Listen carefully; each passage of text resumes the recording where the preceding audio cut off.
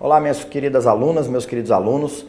A partir dessa aula, nós vamos gastar aí uma atenção sobre a temática do processamento, né, no âmbito dos tribunais, na verdade, da tramitação dos feitos no âmbito dos tribunais. O código agora vem bem organizado, o novo código. Ele traz lá uma parte que trabalha com disposições gerais a respeito do tema. Dentro das disposições gerais, nós podemos pegar um grupo de artigos que fala sobre a formação da jurisprudência, dos precedentes, um outro grupo de artigos que fala sobre a atuação do relator, né, e um outro grupo de artigos que fala sobre o julgamento, efetivamente, né, dos recursos ou dos processos de competência originária. Então, nós vamos começar tratando ali da formação da jurisprudência, ali do espaço, daquele grupo de artigos que é destinado à formação da jurisprudência no âmbito dos tribunais. Tá? Então, basicamente, a gente tem que lembrar que o novo código ele trabalha com um princípio, né, de observância dos precedentes. Alguns chamam de vinculação aos precedentes. Eu não gosto muito de utilizar essa expressão, porque essa vinculação aos precedentes, se a gente usar uma comparação com a súmula vinculante, né, e com a eficácia vinculante prevista lá para a decisão da ação declaratória de inconstitucionalidade, por exemplo, a gente acabaria trabalhando com a ideia de que todo precedente judicial tem força vinculante, o que não é o caso, né? O artigo 927 do novo Código, ele diz lá, os juízes e tribunais observarão, né? Eles têm que observar, eles têm que considerar a existência desses precedentes, tá? Os únicos que vêm com força vinculante, dada pelo CPC, é aquele precedente que emana, né, de uma decisão proferida no incidente de resolução de demandas repetitivas, tá? Esse aí sim, ou o incidente de assunção de competência. Aí a gente tem um precedente que tem força vinculante ali dentro daquele espaço de atuação do tribunal que decidiu. Então, se um tribunal de justiça profere uma decisão no incidente de resolução de demandas repetitivas, os juízes que estão vinculados àquele tribunal vão dar cumprimento a esse entendimento, tá? Agora, de modo geral, o simples fato de eu editar uma súmula, um enunciado de súmula, de eu decidir ali um recurso especial repetitivo, aí a gente não tem como trabalhar essa força vinculante, como ocorre com a súmula vinculante ou com a decisão de uma ADIM ou de uma ADPF, ok? Então, vamos aqui dar uma olhada no que dispõe o nosso código sobre a jurisprudência. Na verdade, eu coloquei aqui, ó, artigos 926 a 946, são os artigos que tratam aí da ordem do processo nos tribunais ali das disposições gerais, tá? Não apenas da jurisprudência. Eu fiz uma distribuição aqui, vocês vão reparar no material, à medida que a gente for passando, que vai alterar sempre essa expressão que está aqui ao lado. Então, os primeiros artigos tratam da formação da jurisprudência. O código já começa dizendo, os tribunais devem uniformizar sua jurisprudência e mantê-la estável, íntegra e coerente, né? Então, uniformização e já dá também o reforço da ideia da coerência. Eu não posso ter uma uniformização que considere apenas uma turma e a outra turma uniformiza de outra forma. Isso não é uma uniformização coerente dentro do âmbito do tribunal. Na verdade, não dá nem para dizer que é uma uniformização.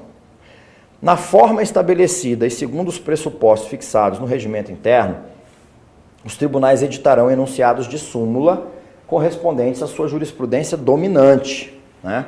Então, cada tribunal tem lá qual é o colegiado correspondente para poder editar uma súmula. No STJ, por exemplo, as seções podem editar súmulas a respeito das matérias, né, da sua competência. Então, eles vão reunir ali os 10 ministros que compõem a seção para evitar o quê? Que eu tenha, por exemplo, em direito tributário, primeira e segunda turma do Superior Tribunal de Justiça, cada turma decidindo em um sentido diferente. Não, então a gente precisa reunir os 10, juntar a jurisprudência, ver qual que é dominante, e a partir daí a gente edita a súmula, e essa súmula serve de orientação para as duas turmas. Ao editar os enunciados da súmula, os tribunais devem ater-se, olha, isso aqui é importante, ater-se às circunstâncias fáticas dos precedentes que motivaram sua criação. Porque isso aqui a gente conversou bastante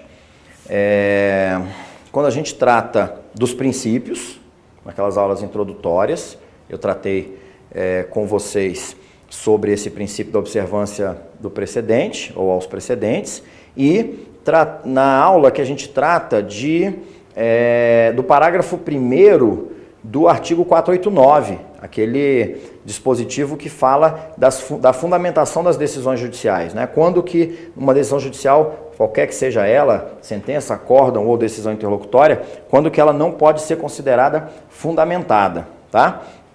E aí eu expliquei para vocês, porque lá os incisos 5 e 6 trabalham com a ideia de precedentes, de juízo de distinção, juízo de superação, e a gente desenvolveu bastante essa ideia de que para eu utilizar um precedente, eu tenho que demonstrar que a situação fática e jurídica do meu processo, ela é semelhante à situação fática e jurídica dos processos que levaram à edição de um enunciado de súmula.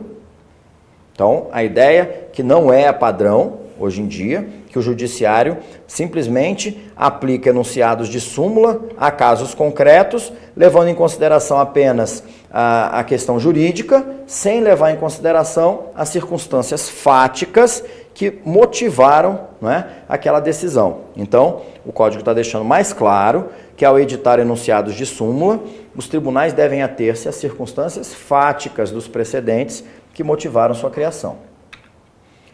E aí entra aqui aquele artigo que eu comentei, que trabalha que é uma manifestação clara, né, do princípio da observância aos precedentes, que eu comentei no início da aula. Eu disse, o Código não fala que os juízes e os tribunais estão vinculados, ele diz que os juízes e os tribunais observarão, né, as decisões do Supremo Tribunal Federal em controle concentrado de constitucionalidade.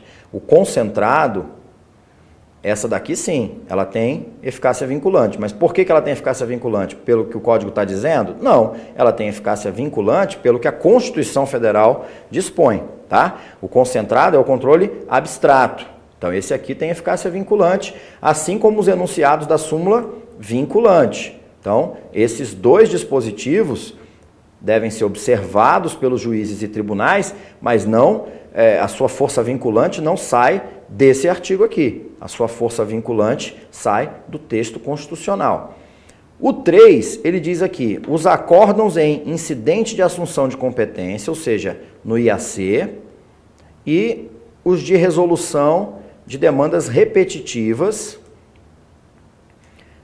e em julgamento de recurso extraordinário especial repetitivo. Então, esses aqui, que têm um efeito vinculante no âmbito da sua competência,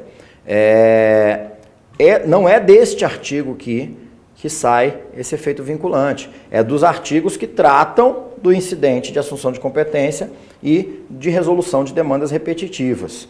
O julgamento do RESP repetitivo e do extraordinário repetitivo, eu não vou tratar aqui com uma eficácia vinculante como desses dois, porque o próprio Código dispõe, na aula de repetitivo a gente trata disso, o próprio Código dispõe que, uma vez decidido aqueles recursos que foram afetados, né, o relator, o tribunal, o STJ ou o Supremo, vão devolver para o presidente do tribunal ACO o entendimento e eles podem reconsiderar a decisão. Se eles não reconsiderarem a decisão, os recursos vão subir automaticamente. Aí sim, os relatores vão monocraticamente aplicar aquele entendimento, tá? E aí não vai ser... Aí sim, se você recorre um agravo interno de uma decisão proferida por um relator, uma decisão que aplicou o entendimento de um recurso repetitivo, aí esse recurso de agravo interno é manifestamente improcedente. E aí é cabível a aplicação de multa, né? Que vai aí de 1 a 5% sobre o valor da causa, tá? Agora, esses outros aqui, ó, os enunciados das súmulas do Supremo Tribunal Federal em matéria constitucional e do Superior Tribunal de Justiça em matéria inconstitucional, esses enunciados não têm força vinculante, tá? Assim como a orientação do plenário ou do órgão especial aos quais estiverem vinculados também não tem força vinculante. E não é esse artigo aqui que vai dar, ou que está dando, essa força vinculante, tá? Então, é apenas uma orientação, né, de que deve ser seguido, porque, no fim das contas, Se a matéria constitucional chegar até o Supremo, vai valer o entendimento deles, vai valer o que está disposto no enunciado das súmulas. Mesma coisa com o STJ em matéria infraconstitucional. A orientação do plenário ou do órgão especial, aos quais estiverem vinculados, a mesma forma. Isso aqui é a ideia de que um relator não pode desgarrar, né, do que o plenário do seu órgão, ou a turma, ou a Câmara, ou a sessão vem decidindo. Eles têm que observar. Mas é claro que existe a independência funcional, a independência, a liberdade de entendimento. Então, não tendo eficácia vinculante, isso aqui é apenas uma orientação, tá? Os juízes e os tribunais observarão o disposto no artigo 10 e no 489, parágrafo 1º, quando decidirem com fundamento nessas hipóteses. O que diz aqui o 489, parágrafo 1º? É que para aplicar enunciado tem que demonstrar circunstância fática, para deixar de aplicar enunciado ou precedente tem que demonstrar, tem que exercer o juízo de distinção ou de superação. E o artigo 10, ele está lá nos princípios, é aquele que fala da vedação à decisão surpresa, que eu trabalhei aqui, tenho chamado de princípio do efetivo contraditório, né? Vai dar na mesma. O efetivo contraditório significa que mesmo em matéria de ordem pública, o juiz tem que estabelecer o contraditório, ele tem que ser efetivo, tá? Então não pode o juiz decidir, ainda que matéria que ele deva declarar de ofício, sem a oitiva prévia das partes. A alteração de tese jurídica adotada em enunciado de súmula ou em julgamento de casos repetitivos, isso aqui é o quê? Até aqui, o chamado juízo de superação, né? Esse juízo de superação poderá ser precedido de audiências públicas e da participação de pessoas, órgãos ou entidades que possam contribuir para a rediscussão da tese. O próprio Supremo Tribunal Federal tem já realizado audiências públicas em determinadas matérias, poucas, mas tem. Na hipótese de alteração de jurisprudência dominante do STF e dos tribunais superiores, ou oriunda dos casos repetitivos, ou seja, na hipótese de superação, mesma coisa, pode haver modulação dos efeitos da alteração no interesse social e no da segurança jurídica. Isso aqui é interessante, aquela ideia de modulação dos efeitos da decisão que já é aplicada há muito tempo no Supremo Tribunal Federal nas ações constitucionais, também por uma questão de segurança jurídica, não é justo. Eu mesmo já atuei num caso em que havia súmula no STJ em um sentido,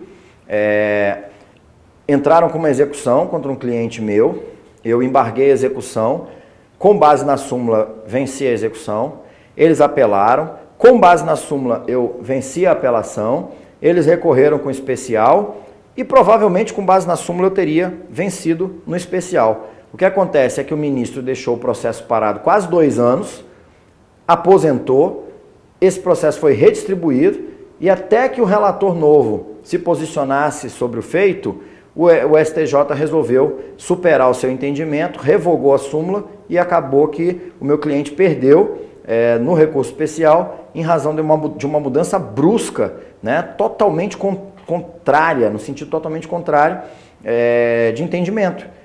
Ou seja, o que antes era absolutamente certo se tornou motivo de uma insegurança. Se tivesse sido decidido 2 meses antes dessa superação, ele teria vencido. Então você fica 10 anos em um processo vencendo por força de um entendimento do Tribunal Superior e de repente uma mudança de composição gera uma mudança brusca de entendimento e acaba afetando o mundo jurídico das partes, né? Então, se houvesse uma modulação cabível na época, fatalmente ele não teria perdido o recurso especial.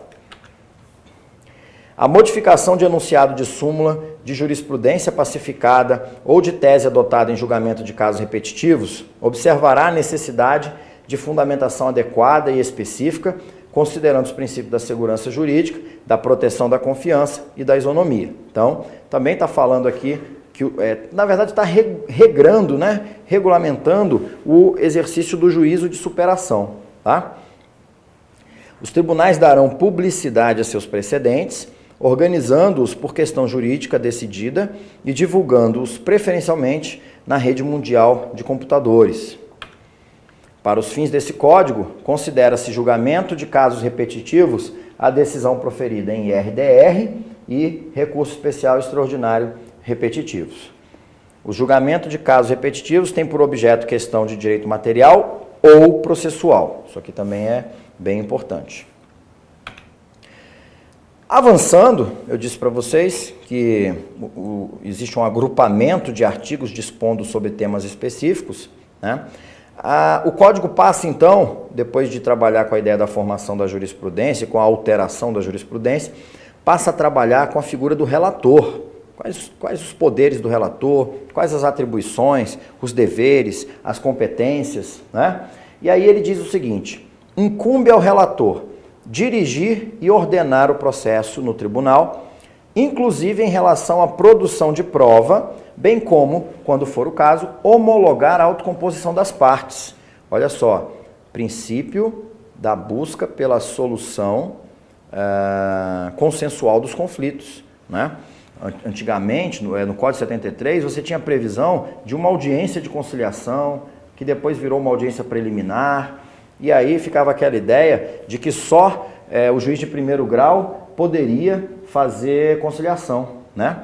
Agora não, agora a gente tem um princípio lá no comecinho do código, não me lembro se é artigo 3º por aí, que é o princípio nós temos um princípio como base valorativa do código e que se manifesta em regras, como por exemplo a do artigo 3º, salvo engano, agora eu me expressei melhor, e artigo 3º, parágrafo 2º, e agora nesse dispositivo aqui também. Isso aqui nada mais é do que uma manifestação desse princípio, tá? Ou seja, o ministro do Supremo, mesmo que em sede de recurso extraordinário, discutindo apenas a interpretação jurídica, pode, né, homologar uma autocomposição e pronto, por fim ao litígio, tá? Apreciar o pedido de tutela provisória nos recursos e nos processos de competência originária do tribunal. Pedido de tutela provisória cabe ao relator, mesmo nos recursos, mesmo nos processos de competência originária. Não preciso pedir para o colegiado. Não conhecer de recurso inadmissível, prejudicado ou que não tenha impugnado especificamente os fundamentos da decisão recorrida. Como é que vocês colocam? Que anotação vocês fazem aí no caderno de vocês, no computador? Vocês vão colocar aqui, ó, o 3, ele está reforçando o chamado princípio da dialeticidade recursal, tá? Que está dentro, que é aplicado diretamente no requisito de recorribilidade, denominado regularidade formal. Eu tenho que impugnar especificadamente os fundamentos da decisão recorrida. Se eu não fizer isso, o relator já vai poder não conhecer do recurso, ele vai poder monocraticamente não conhecer do recurso. Então, aqui a gente está falando de não conhecimento. Agora, o relator também pode negar provimento, ou seja, agora já é mérito, não estou falando de análise de requisitos de recorribilidade, tá? Aliás, volta aqui, vamos aprofundar um pouquinho no 3. Ele pode não conhecer recurso inadmissível, que tem ausência de qualquer requisito de recorribilidade. Dentre eles, aí, a expressão inadmissibilidade, a gente pode entender que viola, por exemplo, o requisito do cabimento. Então, se não é cabível, ele é inadmissível. Mas, da mesma forma, se ele não é tempestivo, ele não pode ser admitido, ele é inadmissível, né? Se ele não, por exemplo, intempestividade, cabimento ou adequação, ele também não é admissível. Preparo agora deve ser intimado para recolher em dobro. Enfim, qualquer não há interesse recursal, ele também é inadmissível. A parte não é legítima para recorrer, ele também é inadmissível, tá? Prejudicado, quer dizer, houve uma decisão posterior que acabou prejudicando aquela decisão anterior, então acaba prejudicando o recurso que foi interposto contra aquela decisão anterior. E esse aqui, na verdade, poderia estar dentro do inadmissível, porque um recurso que não preenche o requisito da regularidade formal também não pode ser admitido, mas o legislador quis deixar a coisa de modo mais claro, tá? Agora sim a gente pode falar do mérito.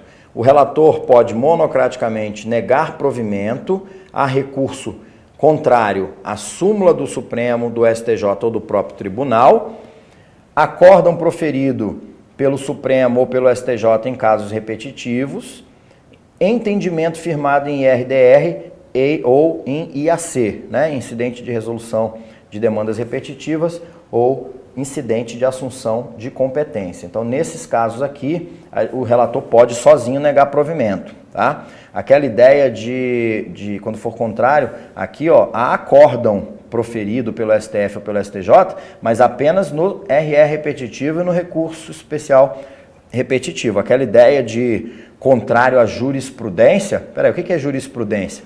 Você encontra jurisprudência contraditória sobre um determinado assunto no âmbito do mesmo tribunal, tá? Ah, mas espera aí, a jurisprudência pressupõe uma aplicação continuada. Sim, mas quando você tem órgãos fracionários, esses órgãos fracionários aplicam em nome do tribunal um determinado entendimento de modo, né, reiterado. Então, isso aqui não está mais aqui, ó. A gente tem aqui apenas a ideia de recursos repetitivos, incidente de resolução de demandas repetitivas ou assunção de competência. Esse aqui ainda é um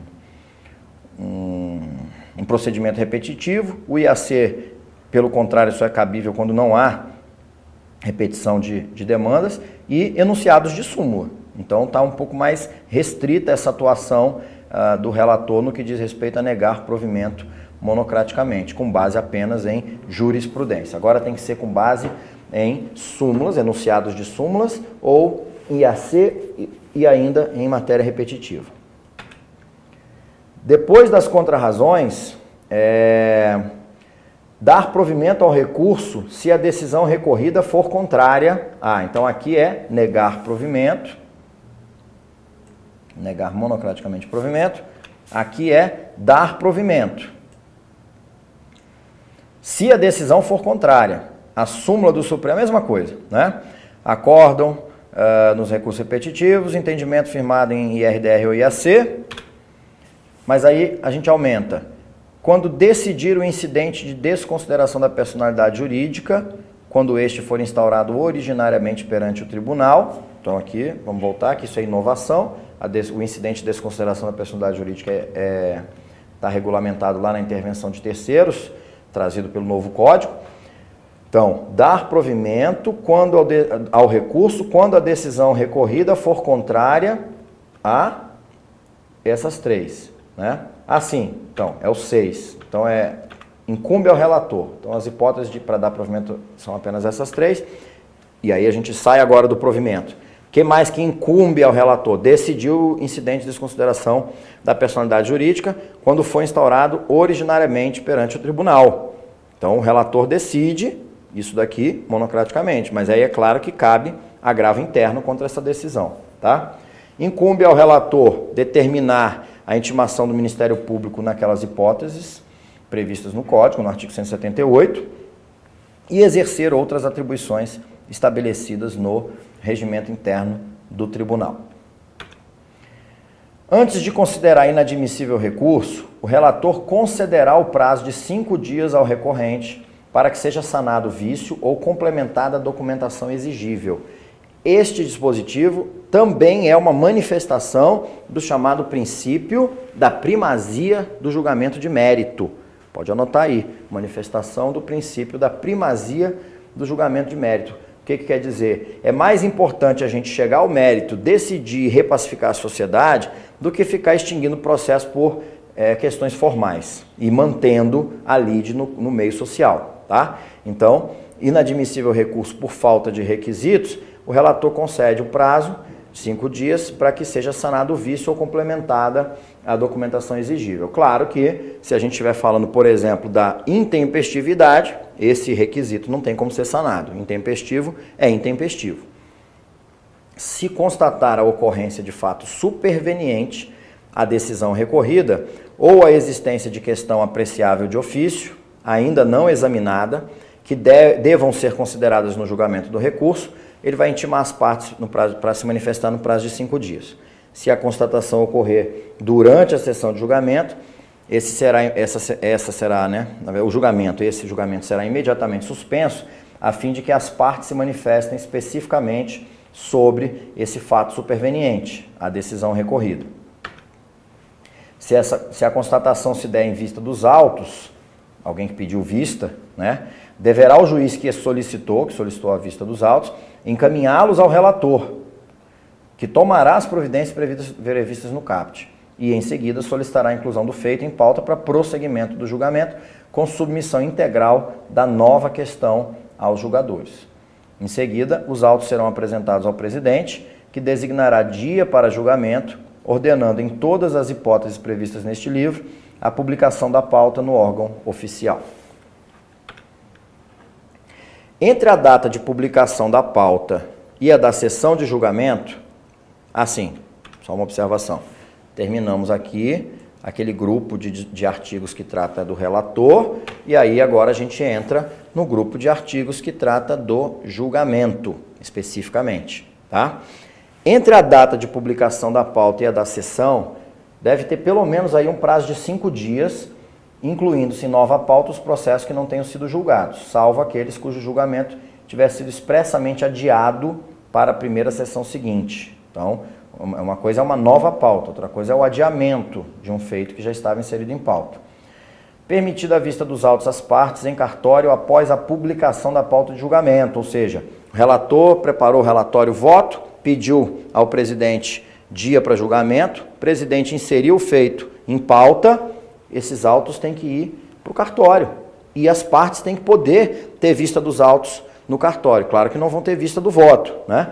Mas eles podem precisar ali de algum elemento para poder preparar uma sustentação oral, fazer os memoriais, e esses autos têm que estar disponíveis. É muito comum a gente chegar no gabinete, não, os autos não estão acessíveis, aqui o relator já pediu vista, está com ele, está no gabinete. Não, se ele já preparou o relatório e voto, acabou. Tem que voltar para o cartório e esperar o julgamento. Eu não posso pedir pauta para julgamento sem ter decidido o processo. Afixar-se-á a pauta na entrada da sala em que se realizar a sessão de julgamento.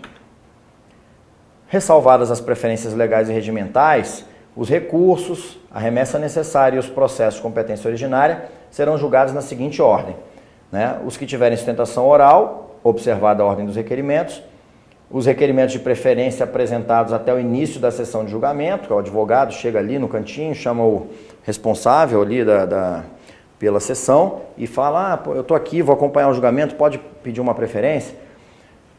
Aqueles cujo julgamento tem iniciado em sessão anterior e que tiveram que ser interrompidos, esses julgamentos, e os demais casos, né? Sustentação oral, após o relatório, o código estabelece que ela tem que ser feita no prazo de 15 minutos, nas seguintes hipóteses, conforme o regimento interno, tá?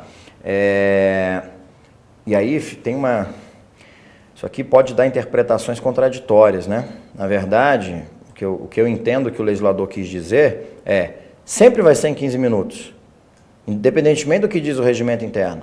Conforme o regimento interno, tem que ser o quê? Como que vai acontecer? Como que eu vou poder requerer para fazer a sustentação oral? Vai ser por um sistema eletrônico? Vai ter que ser por petição? Vai ter que ser por inscrição formal? Isso aí é que o regimento interno tem que dispor, não a respeito do prazo e dos feitos em que é cabível a sustentação oral, tá? Mas basta lembrar que no Brasil é assim que ocorre, né? O Estatuto da OAB é uma lei federal, Lei 8.906 de 94, lá já era estabelecido que em todos os processos seria cabível a sustentação oral.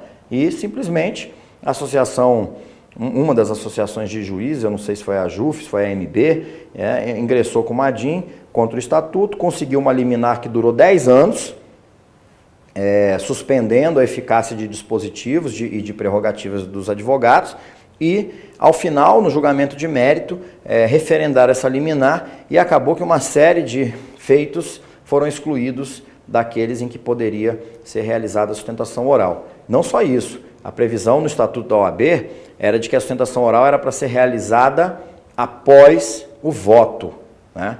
E aí, com uma fundamentação risível, entenderam que não existe contraditório entre Estado e advogado, contraditório entre as partes, então que não poderia ser feita sustentação oral após o voto. Como se, na verdade, isso fosse um contraditório, o contraditório objeto do processo, né? A ideia da sustentação oral após o voto é demonstrar que aquele voto não considerou determinados fundamentos, não considerou uma certa jurisprudência, para que os outros julgadores pudessem, eventualmente, votar em sentido diferente, né? Mas a grande motivação disso aí, todos nós sabemos qual é, simplesmente tem magistrados e magistrados, né? Alguns sabem votar, alguns preparam suas próprias decisões, outros dependem de assessores para conseguir decidir. E aí, realmente, você tem uma sustentação oral de um brilhante advogado após ser proferido um voto que não foi elaborado por quem o está proferindo, né? Surgiriam dúvidas dos outros magistrados, dúvidas que o relator não se sentiria seguro todas as vezes para responder, e aí o melhor então é tirar do jurisdicionado o direito de ter um julgamento justo, eficiente e acertado, tá? Mas vamos também ser justo. Tem um órgão colegiado no Brasil, um único órgão colegiado no Brasil, que aplica a regra da forma em que ela veio no Estatuto da OAB, e a experiência é muito boa. A experiência é de que os julgamentos são muito mais ricos. Que órgão é esse? É o Conselho Nacional do Ministério Público. Se vocês pegarem lá o regimento ou assistirem as sessões aí pelo YouTube, vocês vão perceber que as sustentações orais são realizadas após o voto do relator. E nunca teve confusão, nunca teve ofensa a relator, nem nada disso. Então vamos voltar aqui. Cabimento da sustentação oral, recurso de apelação, ordinário, especial, extraordinário, embargos de divergência. Agora, feitos aqui de competência originária, ação rescisória, mandado de segurança e reclamação, tá? Além disso, o agravo de instrumento interposto contra decisões interlocutórias que versem sobre tutelas provisórias de urgência ou de evidência, isso aqui é muito importante, e em outras hipóteses previstas em lei ou no regimento interno. Um exemplo aqui, o próprio Código de Processo Civil, quando regulamenta o incidente de resolução de demandas repetitivas, já traz a previsão da sustentação oral, inclusive com um prazo diferente, um prazo de 30 minutos, tá? Para cada uma das partes, para o Ministério Público. A gente também tem outras hipóteses previstas em leis específicas, tá? O procurador que desejar proferir sustentação oral poderá requerer até o início da sessão que o processo seja julgado em primeiro lugar, sem prejuízo das preferências legais. Na reclamação, na rescisória e no mandado de segurança, caberá sustentação oral no agravo interno interposto contra a decisão de relator que o extinga. Isso aqui também é importante, é outra hipótese prevista no CPC que não está naquele rol geral. É permitido ao advogado com domicílio profissional, em cidade diversa daquela onde está sediado o tribunal, realizar sustentação oral por meio de videoconferência ou outro recurso tecnológico de transmissão de sons e imagens em tempo real, desde que o requeira até o dia anterior ao da sessão. Aí o Código começa a tratar sobre o julgamento das preliminares, né, que são suscitadas durante o julgamento. Então, ela vai ser sempre decidida antes do mérito, isso é o óbvio, por isso ela é pré-liminar, né? Ela tem que ser decidida antes, do mérito, não se conhecendo, caso seja incompatível com a decisão. Se constatada a ocorrência de um vício sanável, inclusive aquele que possa ser conhecido de ofício, o relator determinará a realização ou renovação do ato processual no próprio tribunal ou em primeiro grau de jurisdição, intimadas as partes para se pronunciarem. Cumprida a diligência, o relator, sempre que possível, prosseguirá no julgamento do recurso.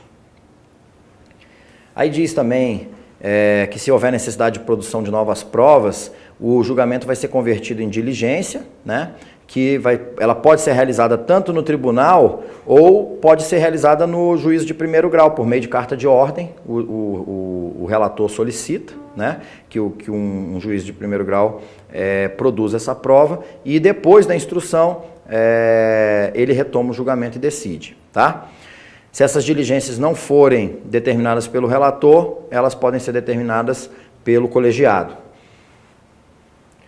Ainda no que diz respeito às preliminares, se ela for rejeitada ou se a apreciação do mérito for compatível com a análise da preliminar, tudo de uma vez, ocorrerá a discussão e o julgamento da matéria principal, devendo também se pronunciar os juízes vencidos na preliminar. Isso aqui já é muito comum, né?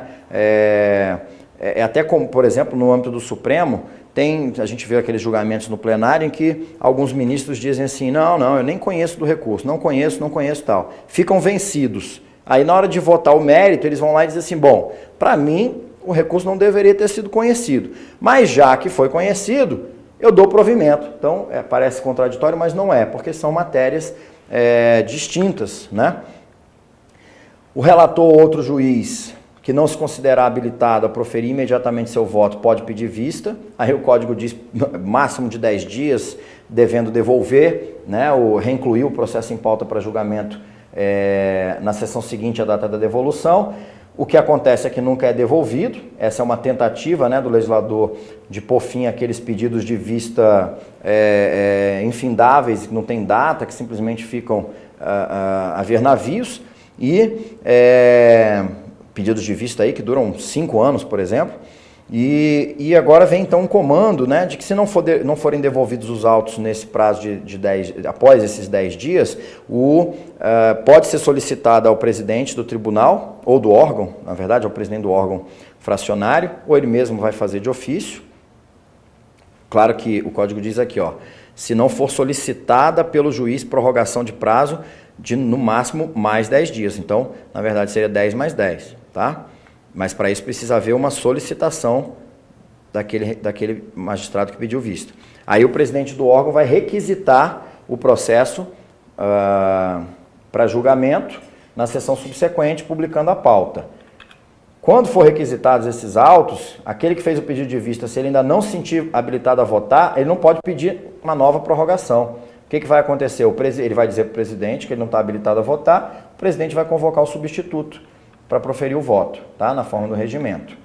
Proferidos os votos, o presidente anunciará o resultado do julgamento, designando para redigir o acórdão um relator ou, se vencido este, o autor do primeiro voto vencedor, que é o que a gente chama voto condutor, tá? E esse magistrado que proferiu o chamado voto condutor, ele passa a se denominar relator para o acórdão. O voto pode ser alterado até o momento da proclamação do resultado final pelo presidente do tribunal, salvo aquele juiz que já foi afastado ou substituído. Aí esse não tem mais como modificar o voto, tá? Se algum juiz votou e aí depois esse juiz se afastou, aquele voto está contabilizado e não pode ser modificado.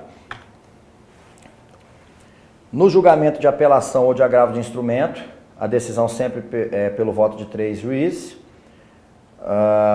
Isso aqui é uma inovação interessante, né, porque o voto vencido não consta normalmente do acórdão, né? Você até consegue o voto vencido, mas ele não faz parte, o fundamento do voto vencido não integra o acórdão. Então aqui vem dizendo o seguinte, que o voto vencido será necessariamente declarado e considerado parte integrante do acórdão para todos os fins legais, inclusive de pré-questionamento, Existe até jurisprudência no sentido de que a matéria pré-questionada no voto vencido, por ter sido vencido o voto, não é considerada matéria pré-questionada, o que é um absurdo, né? O membro de um colegiado se pronunciou sobre um tema, os outros membros ouviram, debateram e rejeitaram, a matéria foi pré-questionada. E também aqui uma inovação, eu já fiquei aguardando a publicação de um acórdão nos embargos de declaração por 9 meses. É uma gestação, né? Daria para nascer um novo ser humano, para gerar e nascer um novo ser humano, para simples publicação no TRF aqui da primeira região de um acórdão de embargos declaratórios, em que eles negavam provimento, reconheciam que não tinha omissão, obscuridade e contradição. Acórdão simples, né? 9 meses. Então agora o código diz que, se não for publicado no prazo de 30 dias, as notas taquigráficas substituirão para todos os fins legais. As notas taquigráficas para todos os fins legais, independentemente de revisão, tá? Porque o que acontece é que o magistrado vota, está tudo sendo taquigrafado. Aí, depois, essas notas taquigráficas são encaminhadas para os julgadores, para que eles possam revisar. Aí entra, né, a vaidade humana. Não, eu vou agora... Aí simplesmente pegam votos que foram proferidos oralmente e resolvem transformar em livros, teses, doutrina, ou seja, começam a querer modificar o conteúdo, a forma daquilo que foi dito, né? E dessa forma, inclusive, algumas expressões que foram utilizadas acabam sendo retiradas do voto. Então, as notas taquigráficas, independentemente de revisão, vão substituir o acórdão para todos os fins legais. Nesse caso, o presidente vai lavrar de imediato as conclusões, né, a parte final, o dispositivo, a ementa e vai mandar publicar isso como acórdão. Tranquilo? Então é isso. Encerramos aqui essa análise das disposições gerais aí que envolvem a formação da jurisprudência, como lidar com o sistema de precedentes, juízo de superação, de distinção, o papel do relator, as suas atribuições, quando ele pode atuar monocraticamente, tanto no conhecimento quanto no provimento, né? Na admissibilidade quanto no mérito, e a questão do julgamento em si. Tá? Aí a gente percebe que algumas inovações muito importantes, muito significativas. Então, encerrada essa parte geral, a gente consegue avançar a matéria no exame do processamento ou da ordem dos processos no tribunal, daqueles feitos de competência originária do tribunal, né? Como, por exemplo, o incidente de assunção de competência, incidente de resolução de demandas repetitivas, a reclamação, a ação rescisória e também a tramitação dos recursos no âmbito dos tribunais. E aí, para isso, a gente tem uma série de aulas com temas específicos sobre esses procedimentos. Tá? Nos encontramos, então, numa outra oportunidade. Até lá.